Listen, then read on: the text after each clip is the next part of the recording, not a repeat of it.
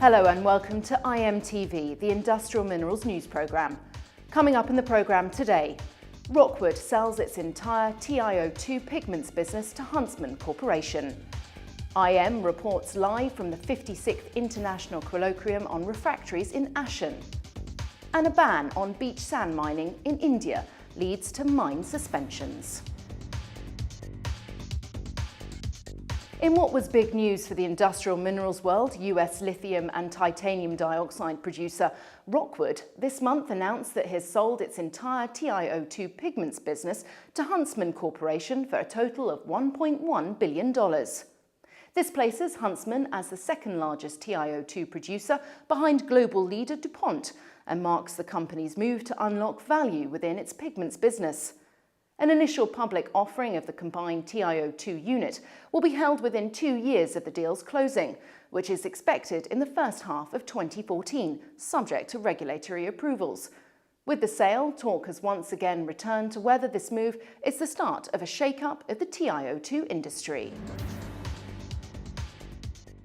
Speaking this week at the 56th International Colloquim on Refractories, Francois Wanecq, CEO of global refractories giant Vesuvius, has said that the global refractories industry is facing pressures from increasing competition, raw material supply and stringent environmental regulations. Wanecq said that the global refractories industry is going through a challenging time, with economic stagnation in Europe and slowing growth in developing economies hitting materials consumption. Others speaking at the conference said that despite the recent encouraging figures for global steel production, a market that consumes more than half of all refractories produced, demand for steel refractories is still a cause for concern. Western Lithium Corporation has received $5.5 million in funding from Orion Mine Finance for the development of its hectorite clay business and a new lithium demonstration plant. With these additional funds, Western Lithium's treasury will increase to approximately $12.5 million, which is expected to be enough capital to complete the 10,000 tonnes per annum hectotone organoclay plant that is currently under construction in Nevada.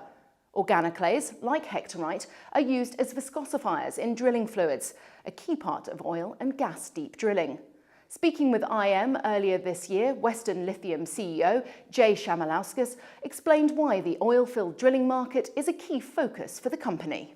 Well, Western Lithium has positioned itself as a new hectorite drilling mud producer, and hectorite is useful in the high-pressure, high-temperature drilling mud market because hectorite has thermal stability. So under high-temperature applications, you can drill deep with hectorite clay. So Western Lithium, I mean, the name is a lithium-based company, and we have been focused on our product, lithium carbonate, to sell into the nascent emerging electric car market, and electric car is powered by lithium-ion batteries. And we recognized about 2 years ago that our hectorite, which we're extracting the lithium from, was useful as a drilling supply or drilling product. And so we set up a lab in Las Vegas, or outside of Las Vegas in Nevada, and started to develop drilling products for the emerging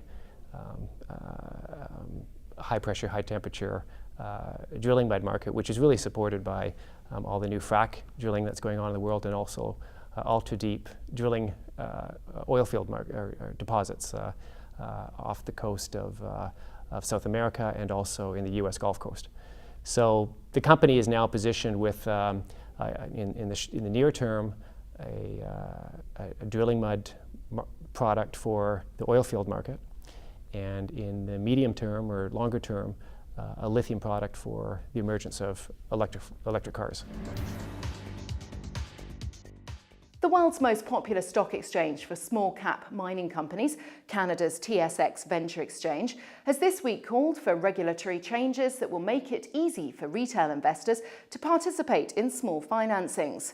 In a move that could give a much-needed boost to the junior resource sector, John McCoach, president of market operator TMX Group, said that his organisation has asked Canada's securities regulators to consider allowing a public company's existing shareholders to participate in private placements.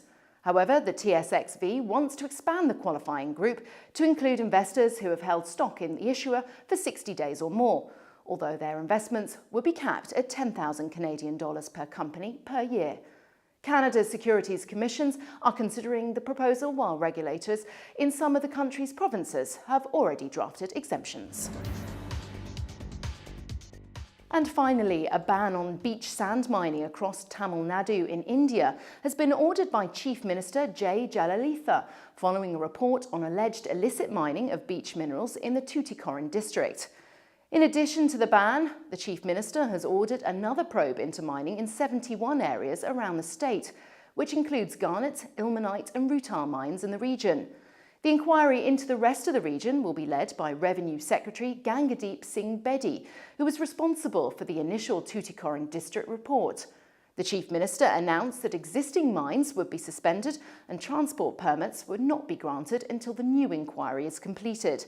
The government will then make additional policy decisions on the mines in question once it receives the new report. Well, that's all we have time for this week. If you have any comments or feedback, we'd love to hear from you. You can get in touch via Twitter @IndMin or contact us through our website www.inmin.com. Thanks for watching and see you again soon.